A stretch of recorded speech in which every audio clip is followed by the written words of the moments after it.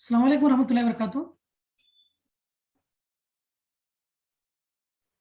وعلیکم السلام ورحمۃ اللہ وبرکاتہ شیخ صاحب۔ خیریت سے ہیں؟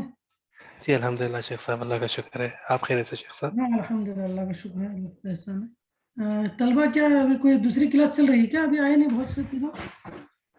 میں شیخ وہی انتظار کر رہا تھا شیخ، انشاءاللہ میسج تو کر دیا میں ایک ہاں گروپ میں۔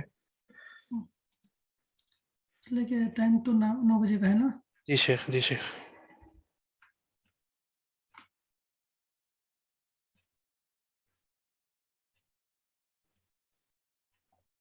ہم لوگ جو ہے سورۃ النبا ختم کر لیا الحمد للہ۔ اب سورۃ النازعات ہمیں پڑھنا ہے۔ طلبہ آئے تو 2-3 منٹ ویٹ کریں گے ہم لوگ، پھر اس کے بعد شروع کریں گے، اس لیے کہ طلبہ نہیں ہے کوئی بھی، صرف 2 ہیں آپ لوگ نا۔ جی شیخ۔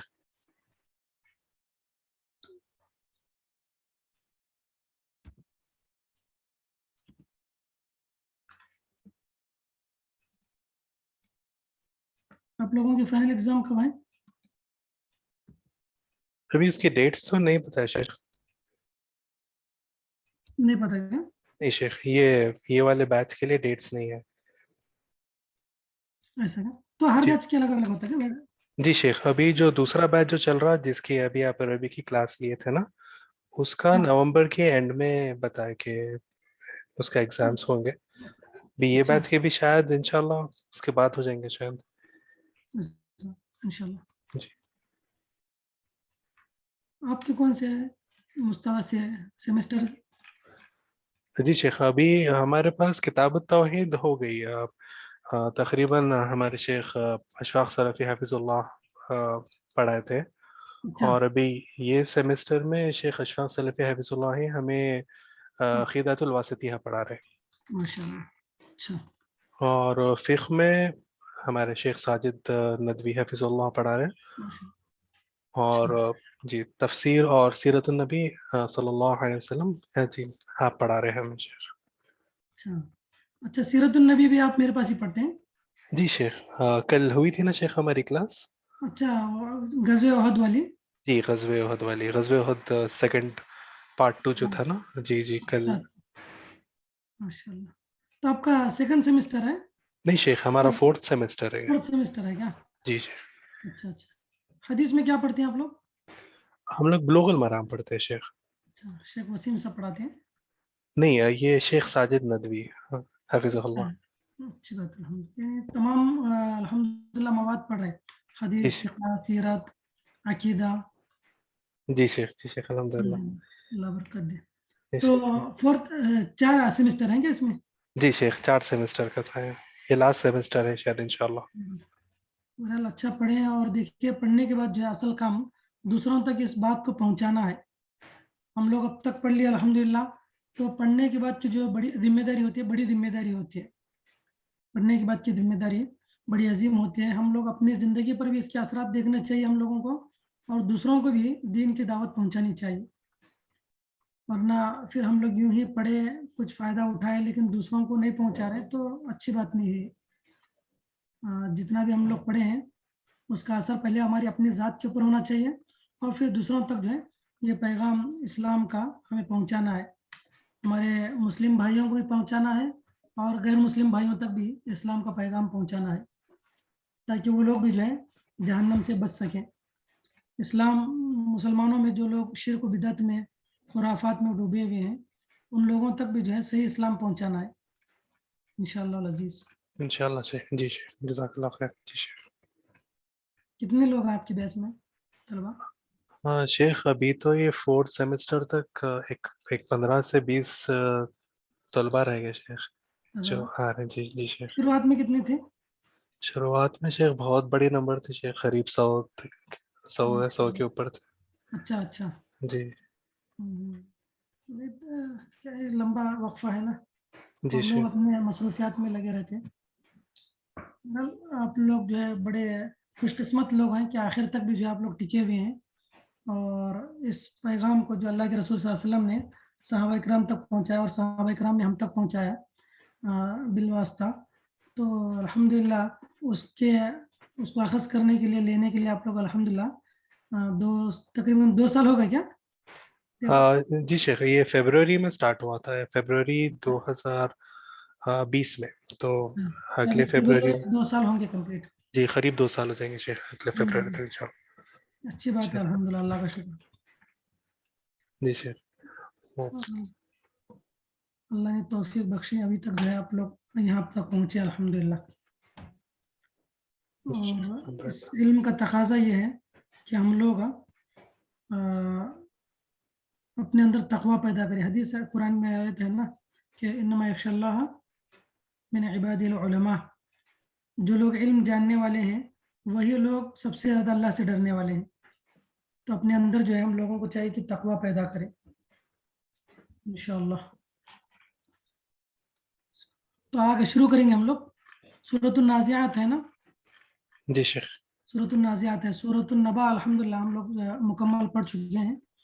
अब यहाँ से दूसरी सूरत है अम्मा यतसालून की। तो आप इस सेमेस्टर में कुरान की तफसीर सिर्फ यही पढ़े हैं अम्मा यतसालून, या इसके अलावा भी पढ़े हैं कुछ? हाँ शेख, इसके अलावा थोड़ा बहुत सूरतुल माऊन और थोड़ा बहुत पढ़ रहे थे शेख, लेकिन वो कंटिन्यूएशन में हो नहीं सका था किसी वजह से। कौन पढ़ाते थे? वो, वो मुझे नाम याद नहीं आ रहा शेख वो। अच्छा, तो बहरहाल मेरे पास सूरतुन नबा पढ़े हैं, और हम लोगों की क्लासेस बहुत कम हुई है इसमें ना। जी शेख। मुश्किल से शायद जो है 4-5 क्लासें भी हैं, दरमियान में आप लोग एग्ज़ाम वगैरह की वजह से शायद छुट्टियां थी आपकी, तो बहुत कम हो गई। देखिए, अऊज़ु बिल्लाहि मिनश शैतानिर रजीम, बिस्मिल्लाहिर रहमानिर रहीम। सूरतुन नाज़िआत, सूरह नाज़िआत जो है ये मक्का मुकर्रमा के अंदर नाजिल हुई है। सूरतुन नाज़िआत मक्का मुकर्रमा के अंदर नाजिल हुई हैं। इसमें 46 आयतें हैं, 46 आयतें हैं और 2 रुकू हैं। रुकू तो बहरहाल ये हमारे यहाँ पर जो है सब कॉन्टिनेंट में चलता है, वरना अरब ममालिक में जो है रुकू वगैरह का एतबार नहीं होता। आयतें और सूरतें वहाँ पर देखी जाती हैं। तो इस सूरत के अंदर 46 आयतें हैं, 46 आयतें हैं इस सूरत के अंदर है, और इस सूरत जो है मक्की है। और हम लोग इससे पहले पढ़ चुके हैं कि मक्का की जो सूरतें हैं इसमें बुनियादी तौर पर अल्लाह की ज़ात पर ईमान लाना और यौम आखिरत पर ईमान लाना, नबी करीम सल्लल्लाहु अलैहि वसल्लम की रिसालत पर ईमान लाना, ये 3 बुनियादी उसूल पर ज़्यादा मेहनत की गई है। अब देखिए मक्का की जितनी सूरतें हैं, इन सूरतों का कंटेंट अगर हम देखें तो सिर्फ यही है, तौहीद, यौम आखिरत और रिसालत। तौहीद, रिसालत और यौम आखिरत, इन 3 चीज़ों ही पर ज़्यादा मवाद आपको मिलेगा। तो ये मक्की सूरत है, इसके अंदर भी जो है अल्लाह रब्बुल आलमीन ने इन्हीं चीज़ों की तरफ इशारा किया है, यौम आखिरत के ऊपर और फरिश्तों पर ईमान, और ये कि अल्लाह रब्बुल आलमीन जो है काफिरों की रूह कैसे कब्ज़ करवाता है और अहले ताअत, नेक और फरमाबरदार लोगों की रूहें फरिश्ते कैसे निकालते हैं, वो इस सूरत के अंदर बयान किया गया है। देखिए सबसे पहले अऊज़ु बिल्लाहि मिनश शैतानिर रजीम, बिस्मिल्लाहिर रहमानिर रहीम। वन्नाज़िआति ग़रक़ा, वन्नाज़िआति ग़रक़ा, कसम है उन खींचने वालों की जो डूब कर खींच निकालते हैं। यहाँ दरअसल अल्लाह रब्बुल आलमीन फरिश्तों की कसम खा रहे हैं। अल्लाह रब्बुल आलमीन, और अल्लाह के लिए जायज़ है कि अल्लाह ताला जिसकी भी कसम खाए, लेकिन मखलूक के लिए जायज़ नहीं है कि वो अल्लाह के अलावा किसी और की कसम खाए। ये मसला हम लोग पहले पढ़ चुके हैं आप लोग ना, कि अल्लाह ताला जिसकी चाहे कसम खाए। अल्लाह ने कभी सुबह की कसम खाई है, कहीं ज़माने की कसम खाई है, कहीं चाश्त की अल्लाह ने कसम खाई है। तो मुख्तलिफ चीज़ों की अल्लाह रब्बुल आलमीन ने कसम खाई है। तो अल्लाह के लिए जायज़ है कि वो जिसकी चाहे कसम खाए, लेकिन मखलूक के लिए जायज़ नहीं है कि अल्लाह के अलावा किसी और की कसम खाए। मन शेख वो कान, फिर कुरान की कसम कह सकते हैं शेख? कुरान की कसम देखो, कलाम समझ कर कसम खा रहे तो ठीक है, वरना आज का जो माहौल है बात बात पर कस्में खाना कुरान की माहौल, ये जो है ये दुरुस्त नहीं है, अच्छी चीज़ नहीं है ज़्यादा कस्में खाना। हालांकि इजाज़त तो दी है बाज़ उलमा ने, अल्लाह का कलाम समझ कर कसम खाए तो खा सकते हैं, और मखलूक समझना गलत है। और बाज़ लोग मखलूक तो समझते ही समझते हैं और ऊपर से कसम मखलूक की समझ कर खाते हैं, तो ये और बड़ा गुनाह है। तो कलाम समझ कर खा रहे तो इंशाल्लाह कोई हरज नहीं। हालांकि इसमें भी 2 राय है, लेकिन इंशाल्लाह मसला नहीं है। اللہ کی صفات کی، اللہ کے اسما کی، اللہ کے اسما اور اللہ کی صفات کی قسم کھائی جا سکتی ہے، لیکن جو ہے یہ ہے کہ اللہ کے علاوہ کسی اور چیزوں کی قسم جو ہے، جیسے آج لوگ کھاتے ہیں، کوئی اپنی اولاد کی قسم کھا رہا ہے، یا کوئی اپنے سر کی قسم کھا رہا ہے، اور کوئی جو ہے مختلف چیزوں کی قسمیں کھاتے ہیں لوگ، تو یہ جائز نہیں. من حلف لغیر اللہ فقد اشرک، اللہ کے علاوہ کسی اور کی قسم کھانا جو ہے یہ شرک ہے. تو قسم جو ہے صرف اللہ رب العالمین ہی کی کھانی چاہیے. تو اللہ رب العالمین نے یہاں پر مخلوقات، اپنی ایک مخلوق فرشتوں کی اللہ نے قسم کھائی. والنازعات غرقا، قسم ہے ڈوب کر سختی سے نکالنے والوں کے. نزع ینزع کے معنی نکالنا، یہاں لکھ دیتا ہوں. نزع ینزع کے معنی کھینچ کر نکالنا. والنازعات، نزع لکھ لیں آپ لوگ. نزع ینزع، نزع ینزع کے معنی سختی سے کھینچ کر نکالنا. والنازعات، نازعات جو ہے مؤنث کا صیغہ ہے نا، والنازعات، نازعات مؤنث کا صیغہ ہے. قسم ہے کھینچ کر نکالنے والوں کی. فرشتوں کے لیے لفظ استعمال کیا گیا ہے، حالانکہ مذکر ہے. والنازعات غرقا، قسم ہے ڈوب کر کھینچ کر نکالنے والوں کی. غرقا، غرق کے معنی ڈوبنا، غرق کے معنی ڈوبنا. غرقا یغرق، میں لکھ دیتا ہوں. غرقا یغرق. یا مؤنث کا صیغہ کیا استعمال کیا گیا شیخ محترم؟ والنازعات مؤنث کا صیغہ استعمال، مؤنث کا صیغہ استعمال کیا گیا ہے، جبکہ فرشتے جو ہیں کیا ہے، مذکر ہیں. جی ہاں، ان کے لیے کیا وجہ ہے؟ یہ صیغہ ان کے لیے کہ وہ در حقیقت جو ہے مذکر ہیں.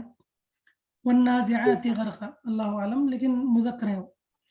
والنازعات جمع کا صیغہ ہوا تو مؤنث لیتے ہیں شاید، جمع ہے تو جو ہے جمع مذکر بھی ہے تو جی وہ قاعدہ الگ ہے. جمع الگ ہے. مذکر، جمع غیر عاقل کی جمع جو ہے واحد مؤنث کے حکم میں آتی ہے، وہ ایک الگ قاعدہ ہے غیر عاقل کی جگہ. اچھا اب یہ تو عقل مند ہے نا، جی فرشتے جی جی جی عقل مند ہے، تو کہیں پر جی. مذکر کے کہیں پر مؤنث کے صیغے استعمال کیے گئے ان کے لیے. تو اللہ رب العالمین نے قسم کھائی ہے ان فرشتوں کی جو سختی سے لوگوں کی روحیں کھینچ نکالتے ہیں. جن کی جو گنہگار ہیں اور معصیت میں مبتلا ہیں، ایسے لوگوں کی جو روح ہے بڑی سختی سے نکل جاتی ہے. والنازعات غرقا، قسم ہے. نزع ینزع کے معنی کھینچ کر نکالنا، ٹھیک ہے. غرقا کے معنی ڈوبنا، ڈوب کر نکالنے والوں کی. والناشطات نشطا. اور دیکھیے اللہ رب العالمین نے مختلف صفتیں بیان کی ہیں کہ یہ لوگ فرشتے کیسے نکالیں گے، اس کی مثالیں بھی دی گئی ہیں، لیکن حقیقت میں اس کی کیفیت کیا ہے، کیسے روح نکلتی ہے، اس کا علم اللہ بہتر جانتا ہے. اس لیے کہ اس کا علم بہت کم دیا گیا ہے بندوں کو، اس کا علم بہت کم دیا گیا ہے. اس کے پیچھے جو ہے آدمی نہ نکلے کہ روح کی کیفیت کیا ہے، روح نکلتی کیسی ہے. اور اس کے تعلق سے بہت سارے لوگوں نے کچھ بہت ساری گفتگو بھی کی ہے جو کہ درست نہیں ہے، درست نہیں ہے. اس کا حقیقی علم اللہ کے پاس ہے. روح کیا ہے، روح کیسی ہوتی ہے، اس کی کیفیت اور شکل کیا ہے، اور کیسے نکلتی ہے، اللہ بہتر جانتا ہے. بس اللہ نے کہا کہ فرشتے کھینچ کر نکالتے ہیں اور ان کی رگوں میں ڈوب کر نکالتے ہیں، تو ہمیں اس پر ایمان لانا ہے. والناشطات نشطا. اچھا یہاں نمبر 4 پر دیکھیے، اس کی مزید کچھ جو ہے تشریح کی گئی ہے فرشتوں کی. نزع کے معنی سختی سے کھینچنا، جیسا کہ ابھی آپ نے اوپر لکھا ہے. نزع کے معنی سختی سے کھینچنا. غرقن کے معنی ڈوب کر، ڈوب کر سختی سے نکالنا. یہ جان نکالنے والے فرشتوں کی صفت ہے، جان نکالنے والے فرشتوں کی صفت ہے. فرشتے کافروں کی جان نہایت سختی سے نکالتے ہیں اور جسم کے اندر ڈوب کر نکالتے ہیں. تو یہ ان فرشتوں کے بارے میں ذکر کیا، بیان کیا جا رہا ہے. اور یہ جب مشرکین کی، کفار کی، نافرمانوں کی روح نکالتے ہیں تو زبردستی چھین کر نکالتے ہیں، کھینچ کر نکالتے ہیں. تو یہ اور اس کے علاوہ والناشطات نشطا، والناشطات نشطا، بند کھول کر چھڑا دینے والوں کی قسم. نشتا ینشتو کے معنی گرہ کھولنا, نشتا کے معنی جو ہے گرہ کھولنے والے, جو گانٹ بندی ہوتی ہے اس کو کھولنا. تو یہ جو ہے اچھے لوگوں کی نشانی, اچھے لوگوں کی جو روحیں ہیں آسانی سے فرشتے نکال لیتے ہیں تکلیف کے بغیر. مسلمانوں کی یعنی ان کی جو روح نکلتی ہے. یہ الگ بات ہے کہ آدمی جب سکرات کی حالت میں ہوتا ہے تو کبھی تکلیف ہوتی ہے, یہ بظاہر ہے, لیکن روح کے نکلنے کے بعد جو ہے روح جو ہے نکلتی ہے آسانی سے. دنیاوی اعتبار سے کچھ تکلیفیں آدمی محسوس کرتا ہے, لیکن کافروں کی طرح نہیں. کافروں کی جو کیفیت اور حالت ہوتی ہے, جو نوعیت ہوتی ہے, یہ ناقابل بیان ہوتی ہے. بہت سختی کے ساتھ ان کی روحیں کھینچ کر نکالی جاتی ہے بنسبت مسلمانوں کے, بنسبت اہل فرمانبردار لوگوں کے. والناشطات نشطا, بند کھول کر, بند کے معنی گرہ, بند کھول کر چھڑا دینے والوں کی قسم. یہاں پر نمبر 5 میں اس کی تشریح کی ہے. نشط کے معنی گرہ کھول دینا, گرہ کے معنی گانٹ, گرہ کھول دینا, یعنی مومن کی جان فرشتے بسہولت نکالتے ہیں, جیسے کسی چیز کی گرہ کھول دی جائے, کسی چیز کی گرہ کھول دی جائے, یعنی بغیر کسی کانٹے, بغیر کٹ کے گرہ کھل جاتی ہے بس آسانی سے. ویسے ہی مسلمانوں کی فرمانبرداروں کی روحیں آسانی سے نکال دی جاتی ہیں. یہاں پر بھی جو ہے فرشتوں کی قسم کھائی جا رہی. والسابحات سبحا, والسابحات سبحا, سبحا یسبحو کے معنی ہوتے تیرنا. میں لکھ دیتا ہوں, سبحا یسبحو کے معنی تیرنا. والسابحات, سبحا کے معنی تسبیح بیان کرنا, سبحا کے معنی تیرنا, فرق ہے دونوں میں. سبحا یسبحو کے معنی تسبیح بیان کرنا, سبحا یسبحو کے معنی, سبحا یسبحو کے معنی تیرنا, تیراکی, سوئمنگ کرنا. ٹھیک ہے, سوئمنگ کرنا. یہاں پہ تشدید شدہ نہیں ہے, با پہ شدہ نہیں ہے, شاید سبحہ نہیں ہے. ہاں نہیں ہے, سبحہ نہیں ہے. والسابحات جو تشدید ہے یہ اس کے لیے حروف شمسی ہے نا, اس اعتبار سے. والسابحات, والسابحات, جی قسم ہے تیرنے والوں کی, تیرنے پھرنے والوں کی.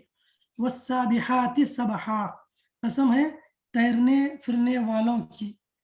یہاں پر بھی جو ہے فرشتوں کی قسم کھائی جا رہی ہے.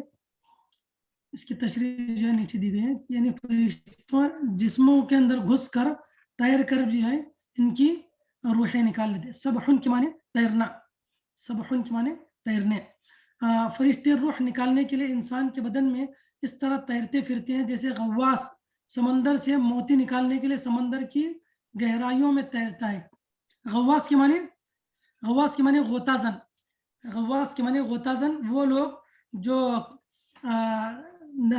سمندر کے اندر تہ تک جاتے ہیں, سوئمر جو ہوتے ہیں تہ تک جا کر نکالنے والے, موتی نکالنے کے لیے تہ تک جانے والے جو ہوتے ہیں ان کو غواص کہا جاتا ہے. غواص, غاصہ یغوص سے, غاصہ یغوص عربی کا یہ ورڈ ہے, عربی کا یہ صیغہ ہے. تو اسی طرح جو یہ مطلب کہ نہایت تیزی سے اللہ کا حکم لے کر آسمان سے اترتے ہیں, کیونکہ تیز رو گھوڑے کی بھی کوئی بھی سابق کہتے ہیں, یعنی تیز رفتار کے ساتھ یہ آتے ہیں اور فرشتہ جو ہے ان لوگوں کی روحوں کو نکال کر نکل جاتے ہیں. مٹا دیتا ہوں, سبحا والسابحات سبحا. تو یہ بھی جو ہے فرشتوں ہی کی قسم کھائی جا رہی ہے اور ان کی کیفیت بیان کی جا رہی ہے کہ نیک لوگوں کی روحیں کیسے نکالتے ہیں اور بد روحوں کی, بد لوگوں کی روحیں کیسے نکالی جاتی ہیں. یہ اللہ رب العالمین نے اس کے اندر بیان کیا 3 آیتوں کے اندر. والنازعات غرقا والناشطات نشطا والسابحات سبحا. فالسابقات سبقا, فالسابقات سبقا, سبقا کے معنی دوڑ لگانا, دوڑ لگانا. میں لکھ دیتا ہوں, سبقا یسبقو, آگے بڑھنا. سبقا یسبقو کے معنی آگے بڑھنا, کمپٹیشن. سبقا یسبقو, سبقا یسبقو, سبقا یسبقو یہ ماضی مضارع, آگے بڑھنا معنی ہے آگے بڑھنا. سبقت حاصل کرنا, हाँ, सबकत हासिल करना, उर्दू में इस्तेमाल करते हैं हम लोग, सबकत हासिल करना। सबकत जी हासिल जी करना जो है आगे बढ़ जाना, आगे बढ़ो लोगों जी को पीछे छोड़ देना, लोगों को पीछे छोड़ देना, जैसे कहते हैं सरपास, सरपास आल मेन, आल मेंस, पीछे तमाम लोगों को आगे छोड़कर निकल गया आदमी, तो उसी को कहते हैं साबिक, आगे बढ़ने वाला। फस्साबिकाती सबका, फिर दौड़कर आगे बढ़ने वालों की कसम, ये भी फरिश्तों के लिए कसम खाई जा रही है। फिर दौड़कर आगे बढ़ने वालों की कसम, सबकत ले जाने वालों की कसम। फस्साबिकाती सबका, यहाँ पर उसकी मज़ीद तशरीह दी गई है। ये फरिश्ते अल्लाह की वही अंबिया तक दौड़कर पहुंचाते हैं ताकि शैतान को इसकी कोई सुन गुन ना मिले, शैतान को जो है इसकी कोई भनक भी ना लगने पाए। तेजी के साथ फरिश्ते अल्लाह की वही को लेकर जमीन पर आते हैं और अंबिया तक पहुंचा देते हैं। ये तेजी को बताया जा रहा है, फरिश्तों की तेजी वही के पहुंचाने में बयान की जा रही है, एक चीज। या दूसरी चीज, यह मोमिनों की रूहें जन्नत की तरफ ले जाने में निहायत सुरअत से काम लेते हैं। सुरअत की माने तेजी, तेजी, तेज करना किसी भी मामले को, इंटेंसिफाई करना, तेजी करना किसी भी मामले में। तो या तो दो चीजें मुहद्दिस मुफस्सिरीन ने इसकी बयान की और दोनों भी वजह है, दोनों भी दुरुस्त हैं। फरिश्ते जो है जब अल्लाह की वही, अल्लाह की जानिब से वही लेकर आते हैं तो तेजी के साथ आते हैं, और जब रूहों को ले जाते हैं तो भी तेजी के साथ जन्नत की तरफ ले जाते हैं। सुरअत के माने होते हैं तेजी, तेजी से कोई काम करना। तो ये फरिश्तों की सुरअत है, फरिश्तों की तेजी है, फरिश्तों की स्पीड। फल मुदब्बिराती अमरा, फल मुदब्बिराती अमरा, फिर काम की तदबीर करने वालों की कसम। काम की तदबीर, कोई भी मामलात हो अल्लाह रब्बुल आलमीन जिम्मे देता है, हर एक के लिए अल्लाह ने फरिश्ते मुकर्रर कर रखा है। बारिश का फरिश्ता अलग है, पहाड़ों का फरिश्ता अलग है, रूहों को कब्ज करने वाले फरिश्ते अलग हैं, और इंसान के नाम अमाल लिखने वाले फरिश्ते अलग हैं, सूर फूंकने वाले फरिश्ते अलग हैं। तो हर एक को अल्लाह रब्बुल आलमीन ने कुछ काम दे रखा है जिसके पीछे वो लगे हुए हैं, अपने कामों की वो तदबीर में लगे रहते हैं। असल मुदब्बिर तो अल्लाह की ज़ात है, असल मुदब्बिर अल्लाह की ज़ात है। अल्लाह ने जो तदबीर इनको दे रखी है, इनके हिस्से में जो काम सौंप दिया अल्लाह रब्बुल आलमीन ने, उन कामों में ये लोग ये फरिश्ते जो है तदबीर करते हैं, उन कामों में ये फरिश्ते तदबीर करने लगते हैं। फल यहाँ पर मुदब्बिर, वाव खस्मिया नहीं है शेख मुहतरम, वाव खस्मिया नहीं है, खाली फल मुदब्बिराती अमरा, फिर कसम खाते वो रहना, तदबीर करने वालों की कसम, हाँ तो वाव खस्मिया नहीं है यहाँ पे, नहीं, कसम कसमिया ही है, कसमिया यानी जैसा ऊपर आया था वन मुदब्बिरात वन नाशिताती वन, सब वाव आया था खस्मिया। वाह ठीक है, फा भी जो है कसमिया के लिए आता है ना, फा भी कसम के लिए आता है। अच्छा अच्छा अच्छा, फला भी वही जानना चाह रहा था। फला अक़सिमु बिल खुन्नस, जी जी, कसम, भी कसम के लिए आया। फा के लिए भी कसम, फा भी जो है कसम के लिए आता है, वाह जी भी जी कसम के लिए आता है और फा भी कसमिया के लिए अच्छा, आता है। जी और जज़ाकल्लाह। माँ बाप को जेर देता है, माँ बाप को जेर देता है। फल मुदब्बिराती अमरा, फिर जी कसम है तदबीर करने वालों की, यानी तदबीर करने वाले फरिश्तों की कसम। यहाँ पर भी कसम है, यहाँ तक कसम है, उसके बाद फिर अल्लाह रब्बुल आलमीन क़यामत के हौलनाकियों को यहाँ से बयान कर रहे हैं। यहाँ तक जो है सिर्फ कसमें अल्लाह रब्बुल आलमीन ने कही और उसमें तमहीदी चीज़ें थी। अब यहाँ से जो है फिर चूंकि मक्की सूरत है और इब्तिदाई सूरत है, तो यौम आखिरत का मंजर यहाँ पर बताया जा रहा है। जी मुदब्बिराती अमरा, फिर काम की तदबीर करने वालों की कसम। देखिए 2 नंबर में यहाँ बताया, यानी अल्लाह ताला जो काम इनके सुपुर्द करता है वो उसकी तदबीर करते हैं, फरिश्ते उन कामों की तदबीर करते हैं।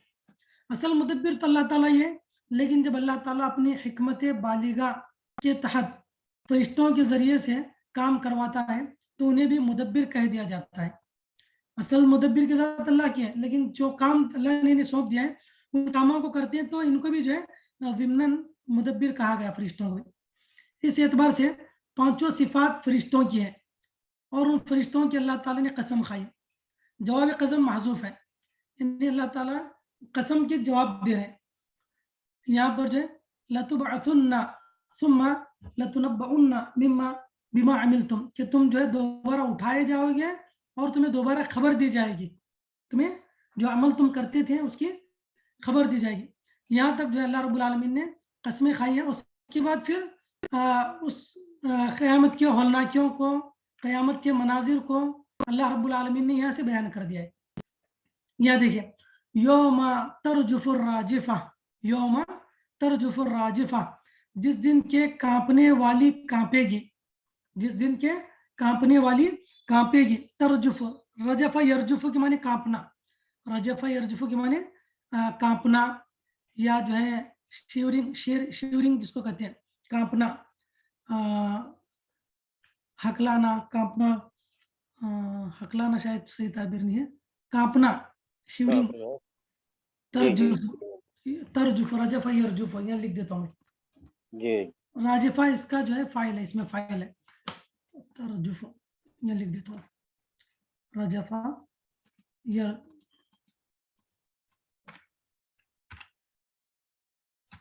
وہ حدیث ہے نا اللہ کے رسول کی, جب اللہ کے رسول صلی اللہ علیہ وسلم کسی غار حرا سے واپس آئے تو اس وقت اللہ کے رسول کانپ رہے تھے. تو اس حدیث کے اندر ذکر ہے ترجف بوادرہ, ترجف بوادرہ. بوادر کے معنی شانے, انسان کے جو شولڈر ہوتے ہیں, شانہ جس کو کہتے ہیں, وہ آپ صلی اللہ علیہ وسلم کے جو ہل رہے تھے.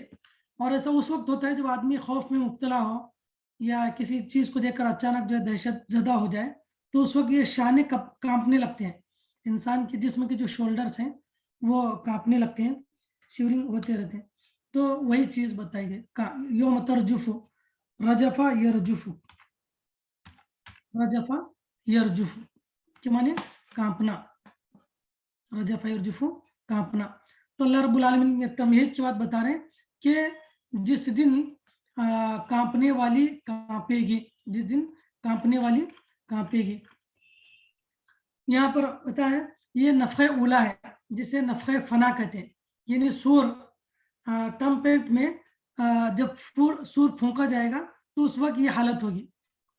یہ نفخہ اولا ہے, نفخہ اولا جس کو فنا بھی کہا جاتا ہے. لوگ جس سے فنا ہوں گے, جس سے ساری کائنات کانپ اور لرزہ اٹھے گی. لرزہ کے معنی بھی کانپنا, لرزہ اٹھے گی, کانپنا. لرزہ فارسی لفظ ہے. ساری کائنات کانپ اور لرزہ اٹھے گی اور ہر چیز فنا ہو جائے گی, ہر چیز لرز اٹھے گی, لرز اٹھے گی. جی, لرز اٹھے گی, جس کو اردو میں بھی استعمال ہوتا ہے, فارسی بھی ہے اور اردو بھی ہے. تو یہ نفخہ اولا کی بات بتائی جا رہی ہے. اچھا, یوم ترجف الراجفہ, راجفتن جو ہے یہ فاعل ہے, راجفتن فاعل ہے, مؤنث ہے چونکہ قیامت آنے والی ہے اس لیے اس کو مؤنث ذکر کیا گیا. راجفتن, الراجفتو, الراجفتو یا راجفتن. بغیر الف لام کے تو راجفتن پڑھتے ہیں اردو میں عام زبان میں, اور الف لام کے تو راجفتو, اس لیے کہ دو چیزیں ایٹ اے ٹائم جمع نہیں ہو سکتی. الف لام اور تنوین ایک ساتھ جمع نہیں ہو سکتی نا. جہاں پر الف لام ہوگا وہاں تنوین نہیں آئے گی, اور جہاں پر تنوین ہوگی وہاں پر الف لام نہیں آئے گا. یہ دو چیزیں کبھی بھی ایک وقت جمع نہیں ہو سکتی. جی. اچھا, تتبعها الرادفہ, تتبعها الرادفہ, اس کے بعد پیچھے آنے والی آئے گی. تبع یتبع کے معنی کسی کے پیچھے چلنا, یہاں لکھ دیتا ہوں, تبع یتبع, تبع یتبع کے معنی جو ہے پیچھے چلنا. رادفہ کے معنی بھی پیچھے چلنا. ردیف کہتے ہیں آدمی کے سواری کے پیچھے بیٹھنے والا, سواری کے پیچھے بیٹھنے والے کو ردیف کہتے ہیں نا. تتبع, تبع یتبع, تبع یتبع کے معنی, تبع یتبع کے معنی پیچھے چلنا, تبع یتبع پیچھے آنے والے. تتبعها الرادفہ, اس کے بعد پیچھے آنے والی پیچھے آئے گی. رادفہ کے معنی وہی ہے, رادفہ.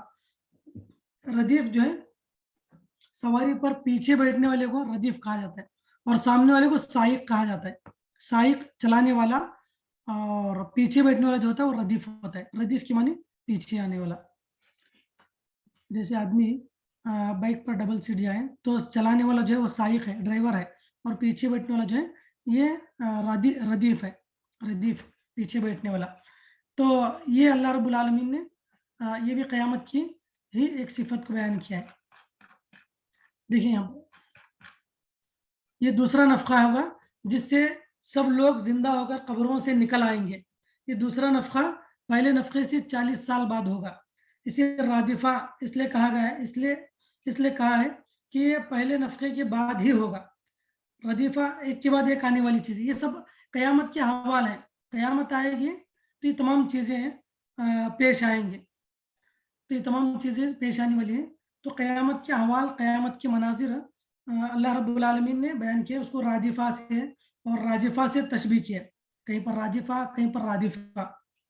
تو یہ دوسرا نفخہ ہے، پہلے نفخے سے 40 سال بعد ہوگا، اسے رادفہ اس لیے کہتے ہیں. اور قیامت کے دن کا جو منظر ہوگا اس کے الگ الگ تعین ہوں گے.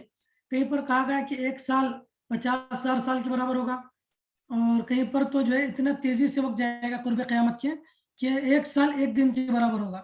1 سال 1 دن کے عفواً 1 سال 1 مہینے کے برابر، 1 مہینہ 1 ہفتے کے برابر، 1 ہفتہ 1 دن کے برابر ہوگا. اس طرح تیزی سے زمانہ گزرے گا. تو یہ جو معمول کے مطابق ہمارے ایام چل رہے ہیں، قیامت کے قریب یہ سب چیزیں بدل جائیں گے. کبھی 1 سال کا اتنا لمبا ہوگا 50 سال کے برابر ہوگا، اور کبھی جو 1 سال اتنا چھوٹا ہوگا کہ 1 مہینے سے بھی کم اس کی مدت محسوس ہونے لگے گی. تو یہ قرب قیامت کی چیزیں ہیں. اور یہ نفخہ ثانیہ ہے جو پہلے نفخے کے بعد 40 سال کے بعد پیش آئے گا، جس کا علم اس وقت مخلوقات کس پوزیشن میں ہوگی، کس کیفیت اور کس نوعیت میں ہوگی، اللہ رب العالمین اس کا علم بہتر جانتا ہے. تو اسے رادفہ اس لیے کہا جاتا ہے کہ یہ پہلے نفخے کے بعد ہی ہوگا. اور ردیف جیسا میں نے کہا کہ پیچھے آنے والے کو کہا جاتا ہے، پہلے والے کو نہیں بلکہ پیچھے آنے والے کو. یعنی نفخہ ثانیہ نفخہ اولا کا ردیف ہے، نفخہ ثانیہ نفخہ اولا کا ردیف ہے. تو یہ بھی قیامت کی جو ہے نشانی بیان کی گئی. تتبعها الرادفہ، جب پیچھے آنے والی پیچھے آئے گی. قلوب یومئذ واجفہ، بہت سے دل اس دن دھڑکتے ہوں گے. واجفہ وجفہ سے. قلوب یہ قلب کی جمع ہے، قلوب قلب کی جمع لکھ دیتا ہوں یہاں پر. قلب، قلب کی معنی دل، جمع اس کی قلوب، دل. قلب واحد، جمع اس کی قلوب. قلوب یومئذ واجفہ، واجفہ دھڑکنے والے. اس دن بہت سارے دل دھڑک رہے ہوں گے. یہ لکھ دیتا ہوں وجفہ.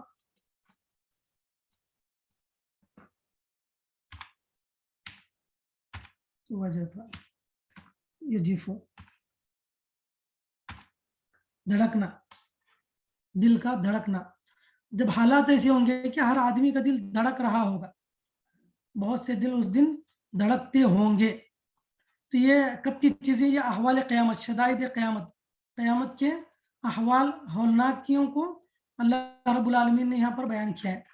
5 نمبر پر دیکھیں، قیامت کے احوال اور شدائد سے، قیامت کے احوال اور شدائد سے لوگوں کے دل دھڑک رہے ہوں گے، خوف زدہ ہوں گے قیامت کے دن. یہ قیامت کے احوال ہے. تو یہ جو ہے چند آیتیں ہیں شروعات میں اللہ رب العالمین نے قیامت کی ہولناکیوں سے متعلق بیان کی. ابصارها خاشعہ، جن کی نگاہیں نیچی ہوں گے. ابصارها خاشعہ، جن کی نگاہیں، ابصار کی بصر کی جمع ابصار، میں لکھ دیتا ہوں بصر کی جمع ابصار، نگاہ. بصر، بصر نگاہ، نگاہیں. ویج جن کو کہتے ہیں ویج نا، ابصار، ابصار نگاہیں. خاشعہ، خاشعہ کے معنی دراصل ڈرنے اور خوف کھانے کے نیچے جھکی ہوئی ہوں گی. خشع یخشع کے معنی عاجزی کے معنی میں آتے بھی ہیں، ڈر اور خوف کے معنی میں بھی آتا ہے، اور جھکی ہوئی ہوں گی. خشع جو ہے یہاں پر بامحورہ معنی ہے، لفظی ترجمہ نہیں ہے. جن کی نگاہیں نیچی ہوں گی یعنی عاجز ہوں گی، عاجز ہوں گی. خشع، خشع یخشع، خشع یخشع، خشع یخشع. تو قلوب یومئذ واجفہ، ابصارها خاشعہ، جس دن جن کی نگاہیں نیچی ہوں گی.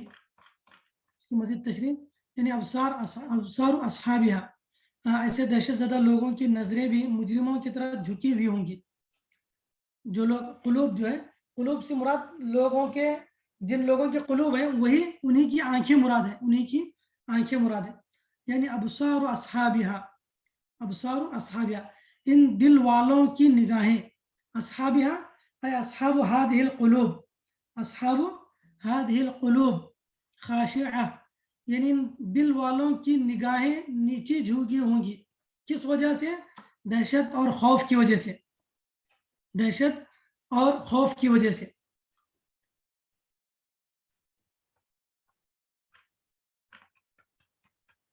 ٹھیک ہے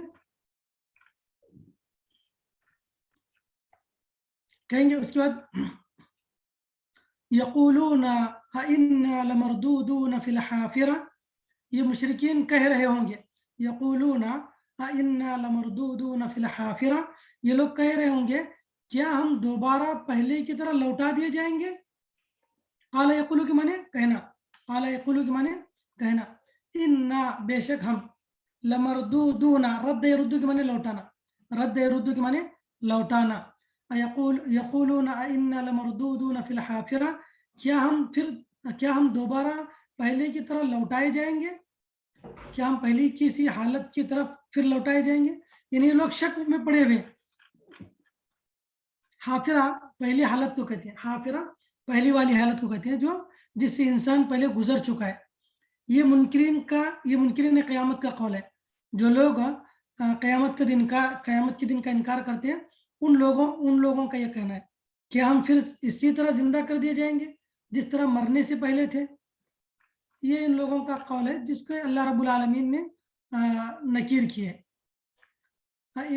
اذا كنا عظاما نخرا یعنی جب ہماری ہڈیاں سڑ گل گئی ہوں گی بوسیدہ ہو گئی ہوں گی کیا ہم دوبارہ اٹھائے جائیں گے یہ ان لوگوں کا اعتراض ہے جس کا اللہ رب العالمین نے اگلی آیتوں میں جواب دیا تو یہ چند آیتیں ہیں سورۃ النازعات کی جس میں اللہ رب العالمین نے ابتدا میں تمہید باندھی ہے فرشتوں کی قسمیں کھائی ہے اس کے بعد اللہ رب العالمین نے قیامت کو ثابت کیا ہے قیامت کے وجود کو اللہ رب العالمین نے ثابت کیا ہے ٹھیک ہے تو اتنی چیزیں ہیں اس کا ترجمہ آپ لوگ یاد کر لیں الفاظ معنی کے ساتھ یاد کر لیں انشاءاللہ آئندہ جو ہے آسانی ہوگی جی شیخ انشاءاللہ تعالی اتنی چیزیں ہو گئی اس میں کسی کو کوئی چیز ڈاؤٹ شک ہو تو پوچھ سکتے ہیں شیخ رکوع کے تعلق سے سوال تھا کہ رکوع میں کتنے پیج ہوتے رکوع میں کتنے پیج ہوتے ہیں قرآن کے کتنی آیتیں ہوتے ہیں کتنے آیتیں ہوتے ہیں جی ویسے کوئی یہ نہیں ہے خاص کسی میں کم کسی آیت کسی رکوع میں کم آیتیں ہوتی ہیں کسی میں زیادہ آیتیں ہوتی ہیں کسی رکوع میں جو ہے کم آیتیں ہوتی ہیں کسی میں 6-7 کسی میں 10 کسی میں 12 آیتیں کم زیادہ ہوتی ہیں اور رکوع کا جو ہے صرف یہیں پر یہ انڈیا جو ہے پاکستان بنگلہ دیش وغیرہ میں یہ استعمال ہے رکوع وغیرہ ورنہ عرب ممالک میں جو ہے یہ رکوع وغیرہ وہ لوگ جانتے بھی نہیں ہیں گلف کنٹریز میں وہ لوگ جانتے بھی نہیں ہیں یہاں لوگوں نے جو ہے واقعات کے روشنی میں کہاں پر کنٹیکسٹ کہاں پر کون سا واقعہ ختم اور اس کے اعتبار سے رکوع وغیرہ بنائے گئے ہیں وہاں پر جو ہے صرف آیتیں ہیں صورتیں ہیں حزب ہیں یہ یہاں پر یہ رکوع کا کوئی اتنا یہ نہیں ہے اگر کوئی رکوع کے حساب سے پڑھے یا نہ پڑھے تو اصل اعتبار جو ہے آیتوں کا ہے اور صورتوں کا ہے جی جی شیخ صاحب یہ صرف یہیں پر ہمارے کانٹیننٹ میں ٹھیک ہے میں سمجھ رہا تھا 2 صفحے ایسا کچھ ہے کیا سمجھ رہا تھا نہیں ایسا کچھ نہیں ہے بلکہ کہیں جو ایک صفحے میں 2 رکوع ہیں کہیں 2 صفحے میں 1 رکوع ہے اس طرح جو ہے کہیں کم اور کہیں زیادہ ہے اس کا کوئی نہیں البتہ رکوع کی ایجاد کون کرے میں سنا حضرت عثمان غنی رضی اللہ تعالیٰ عنہ جو ہے رکوع قائم کرے بلکہ جہاں رکتے تھے وہ تلاوت کرتے اس کو وہاں پہ رکوع بنایا گیا کیا یہ سچ ہے شیخ محترم نہیں عثمان رضی اللہ عنہ کو نہیں غالباً بعد والے میں دیکھتا ہوں ایک منٹ میرے پاس اس کا مضمون ابھی 2-3 دن پہلے ہی آیا ہے قرآنی معلومات کے تعلق سے بڑی اچھی چیزیں ہیں اس میں لیکن غالباً عثمان رضی اللہ عنہ کے بعد کے ادوار میں وہ یہ کیا گیا ہے دیکھتا ہوں میں کیا چند روز پہلے پڑھا ہوں میں ابھی 2-4 روز پہلے تو یہ تو وہاں کا ایجاد تو نہیں ہے وہ کسی گروپ میں آیا تھا البتہ عثمان رضی اللہ عنہ کے زمانے میں جو احزاب ہیں، منازل ہیں، آسانی کے لیے منازل قائم کیے گئے تھے، اور احزاب جہاں پر واقعہ پورا ختم ہو جاتا ہے تو حزب وہاں پر ہوتا ہے. اور البتہ یہ جو ہے سوروں کی تعین جو ہے ترتیب وغیرہ تو اللہ کے نبی کے زمانے ہی میں تھی، لیکن اس کا نسخ، اس کی جو کاپی وغیرہ بھی ہے یا تدوین جو اس کو کیا گیا ہے، ایک اس میں جمع کیا گیا ہے، وہ ابوبکر صدیق اور عثمان رضی اللہ عنہ کے زمانے میں زیادہ ہوا ہے. ابوبکر صدیق کے زمانے میں یکجا کیا گیا، پھر عثمان رضی اللہ عنہ کے زمانے میں کچھ کام ہوا، پھر عثمان رضی اللہ عنہ کے زمانے میں کچھ کام ہوا، پھر علی بن ابی طالب کے زمانے میں کچھ کام ہوا. تو چاروں خلفاء کے زمانے میں کچھ نہ کچھ قرآن کا کام ضرور ہوا ہے. جیسے اعراب وغیرہ کا لگانا تھا تو اعراب جو ہے مکمل نہیں تھے پہلے، تو اعراب وغیرہ جو ہے بعد میں لگائے گئے. غالباً علی رضی اللہ عنہ وغیرہ، ابو الاسود الدولی کچھ نام ہے، ابو الاسود الدولی، اور ابو حجاج بن یوسف کے زمانے میں بھی جو ہے کچھ کام قرآن کے اوپر ہوا ہے. حجاج بن یوسف لگائے بول کے سنتے، کیا صحیح ہے شیخ محترم؟ حجاج بن یوسف بھی شامل ہے اس میں لگانے والوں میں، لیکن وہی کمپلیٹلی پورا مکمل کام اسی کے ساتھ نہیں ہوا ہے، بلکہ علی رضی اللہ عنہ نے ابو الاسود الدولی کے ذریعے کروایا تھا. تو اس میں حجاج بن یوسف کا بھی کنٹریبیوٹ ہے، اس کا بھی تعاون رہا ہے حجاج بن یوسف کا بھی. جی جی ایک تھا میرے پاس، مل نہیں رہا ہے، وہ دیکھتا ہوں انشاءاللہ کبھی ہے تو کسی کو بھیج دیں گے. شیخ صاحب کی حجاج بن یوسف یہ بول تو کچھ ظالمانہ ٹائپ تھے شاید، نہیں لیکن قرآن سے بہت محبت تھی شاید. ہاں دیکھیے، حجاج بن یوسف کے جو معاملات ہیں دونوں بھی ہیں. بہت سے اچھے کام بھی حجاج بن یوسف نے کیے ہیں اور بہت سے برے کام بھی اس نے کیے ہیں. کہ ایک صحابہ اکرام کے اوپر ظلم و جور کی بھی چیزیں ہیں، اور بہت سے اچھے بھی کام اس نے کیے ہیں اسلام کے اندر. تو اس تعلق سے موقف علماء کا توقف اختیار کرنے کا ہوتا ہے. اللہ تعالیٰ کی مشیت پر موقف ہے. اللہ تعالیٰ چاہے تو معاف کر دے، اللہ تعالیٰ چاہے تو عذاب دے. کیا وہ قرآن مجید کو سمجھ کے نہیں پڑھتے تھے کیا انہوں حجاج بن یوسف؟ اگر وہ قرآن شریف کو، قرآن مجید کو سمجھ کے پڑھتے تو صحابیوں کا ایسا قتل عام نہیں کرتے تھے وہ. ہاں، یہ کہ سمجھ کر پڑھتے بھی تھے، لیکن کچھ مزاج میں سختی اور تشدد ایسا تھا کہ وہ اپنے نظام میں خلل نہیں چاہتے تھے. اللہ قہار جبار ہے نا، ان سے زیادہ. جی ہاں، بھول گئے انہوں. جی جی تو اسی لیے تو علماء کہتے ہیں کہ اللہ تعالیٰ ان کے کیا ہے، اس کے تعلق سے مشیت پر موقف ہے. اللہ تعالیٰ چاہے تو عذاب دے یا تو ہے اللہ تعالیٰ چھوڑ دے. یہ کہ ظلم تو بہت کیا ہے، اور ایسے لوگوں کے بارے میں، قبیلہ ثقیف کے بارے میں اللہ کے رسول نے کہا تھا نا کہ کچھ ظالم قسم کے لوگ بھی پیدا ہوں گے قبیلہ ثقیف سے. تو یہ حجاج بن یوسف جو ہے یہ ثقفی تھا، جہاں کا مختار ثقفی وغیرہ تھا، وہی کا تھا نا.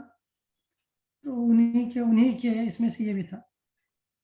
جی تو اللہ رب العالمین جو ہے اس کے ساتھ معاملہ کریں گے جی انشاءاللہ. تو ایک دلائل ہیں لوگوں کے، دونوں سائڈ کے دلائل ہیں. اللہ خیر کا معاملہ کرے. تو یہ چیزیں جو ہیں ہم لوگوں نے سورۃ النازعات کی کچھ چیزیں ابتدائی دیکھ لی ہیں، اور بقیہ چیز جو ہے انشاءاللہ اگلے ہفتے دیکھیں گے انشاءاللہ. ٹھیک ہے انشاءاللہ. جی شیخ. جی شیخ، جزاک اللہ خیر شیخ. برکت دے. تو اگلی مرتبہ جو ہے آپ لوگ وہ سورۃ النبا کا بھی ترجمہ یاد کر آ جائے. پورا سورت مکمل ختم ہو گئی نا سورۃ النبا، تو اس کا بھی انشاءاللہ پہلے پڑھ لیں ایک مرتبہ، پھر اس کے بعد یہ اگلا درس پڑھیں گے انشاءاللہ. ٹھیک ہے جی شیخ، انشاءاللہ تعالی. انشاءاللہ. جزاک اللہ خیر. السلام علیکم ورحمۃ اللہ وبرکاتہ. وعلیکم السلام ورحمۃ اللہ وبرکاتہ.